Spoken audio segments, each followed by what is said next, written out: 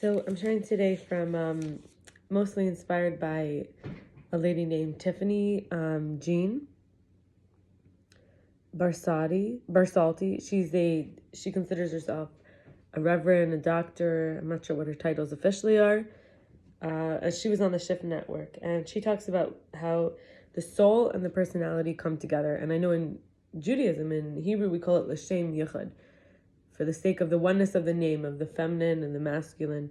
And so we have the vagus nerve, which is the 10th cranial nerve. This is all about moderation and action. And then we have the reticular formation, which is about awareness and connectivity. And we all know the difference between, we don't all, but I would assume most people know the difference between responding and reacting. There's mastery and immunity. When we have the control, it comes as respect, natural calm. We trust ourselves because we're not in the nitty-gritty personal stuff, the wounds, the attachments that cause us to, when we think of a reaction, we can think of an instinct, like it hits and then we go like this, like in some parts of the body. Whereas the response is, do I want to move this way? Do I want to move that way? It's not instant gratification, and we don't have to avoid things with all these tactics. We make better choices. We have room to program ourselves, self-program. And when we have a higher vantage point, we would call this in like a spiritual way, the God self. When we're in line with that, we have mindful slotting of the mail, of the messages, right? We're an embodied choice maker. We're a receiver channel. And there's this presence, there's evolutionary flow and a surrender, a trust. There's a higher will and grace. And when we think about from this higher to the lower, we start to go down. We actually have in our throat, we have the luz bone, according to Judaism. It can never be destroyed. We have the alta major. We have the carotid artery. And we go the waist and below, we would say the groundedness. We're rooted to the ground, right? But we can walk, not like plants that are stuck. And then when we listen for our godly mouth, our own godly mouth, it's coming and actually that's our energy, and we can recycle energy through our feet. And it's in Judaism we relate the mouth and the feet, actually they're both our malchus. You walk the talk or you talk the walk, and in this way we refine emotions and feel our pain from our neck and throat, all the way to this more the thinking, the top of the thinking, the ceiling, which is you would say a crown goes on the top of the thinking. And then somehow we're seeing from there, we're balancing this inner eye, not like the left eye, the right eye, but just this inner eye. And we did an emotion together, emotional, like a personal, not necessarily emotional, a personal message meditation. And I got, messages from parts of my body that had been suppressed. And I want to say that I did all this, this is from a few years ago, but it's still worth it to talk about. I wanted to hear what are things I've repressed that may be relevant or not relevant, but what does parts of my body have to tell me so that I can move forward knowing myself better? And these are messages that came in. I'm lonely, desperate to be known. I'm fat, lumpy, with fists, angry, saying no, very thumpy. I'm a sucking, breathless, one hungry baby. My husband left me, shrivels, self-hugging. Feeling beyond punishment for revelation, because knowing more and losing more of myself is punishment in and of itself enough. Feeling no one could ever love me enough to secure and comfort and pleasure and nurture me. And I want to talk now about maturing, switching gears. This is from Shawn Sheshn Hashmatpour, because in those versions of myself which I shared, most of them are things I was pushing down or ignoring. The I wanted to be was above. So now how do we bring them together is maturing. So he starts let's look at what we call social anxiety, where we hold back on creating content, basically contentedness really, but with our life on the day-to-day where we enjoy. We avoid talking to males or females that we want to, even if we're just casually in the park, or when we don't speak up on how we feel, when someone would disrespect us, or a lack of boundaries, a loneliness, a fear of missing out, inner conflict, scarcity, trapped, disconnected, frustration. And that's pretty much where I was sharing from, right? Those messages I wasn't willing to integrate. So when we let go of perfectionism and focus on what we do like about our past and stop doing things alone and get help, we for me, it really helps that I journal these things, because the things I wrote down if I would have continued ignoring them, I wouldn't have gotten the messages from them. They want to tell me something to help me.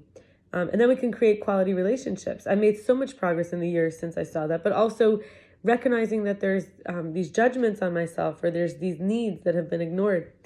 And before facing the fear and connecting with people who thrive beyond fear, opening up about fear, creating and having and maintaining a support system to lean on, I had to develop a clear vision of who I want to be. And in the growth, to stop complaining, to listen more than I talk, to not identify with components of worth, like, oh, I did this or I have that.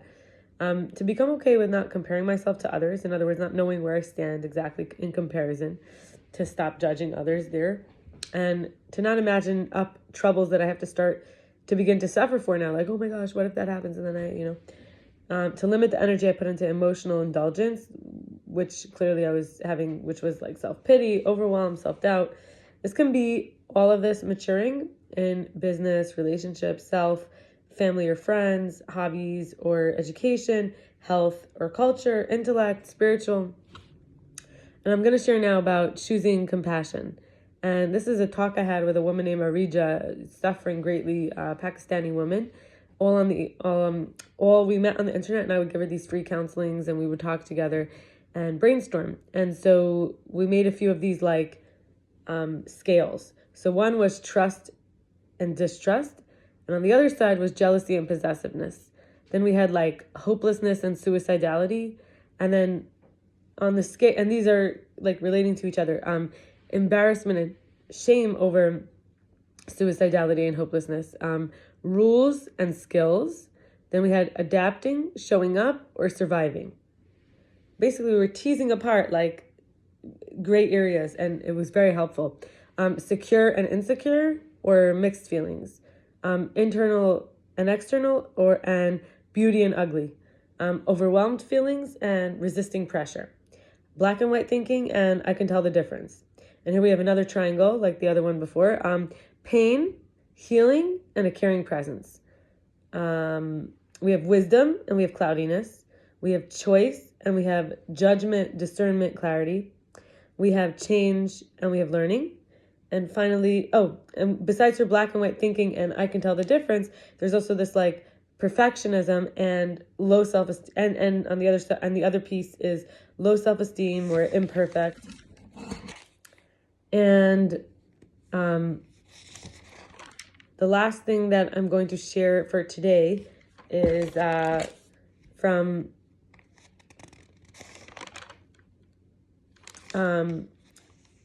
two little pieces. One is from Sefer Yetzirah. This is it's from Avraham Avinu, and some say it's even from the first man, Adam. So Avraham Avinu was the first Jew.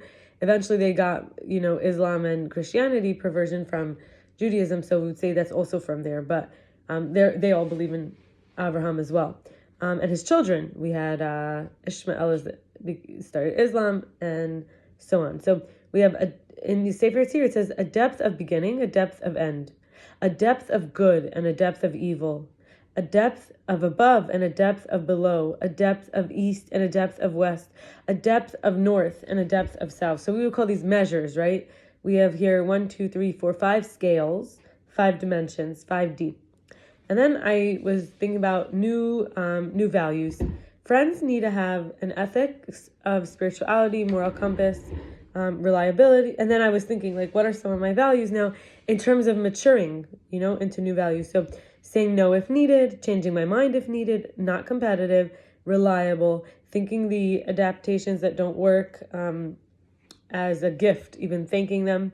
Many coping mechanisms are mutations or random occurrences that were repeated due to the desirable outcome emerging for another reason. In other words, let's say I just acted that way and it worked out very well and I saw how it did, so I just started doing it more. But recognizing that not always did every, coping mechanism start out consciously. Sometimes they just developed over time because it worked. And it could be, I could refine them. God needs me to choose God. Isn't that interesting? God needs me to choose God. Giving allowance is free and most priceless. Sometimes I need a sounding board. Loving God when it's hard is what brings blessing. Affirmations are the inner teacher leading me onward and toward. I'm given opportunities in darkness to shine. And finally, consent is a felt sense of submission, agreement. It is a yes. So I'm going to stop here and wish you a good night. Be well. Bye.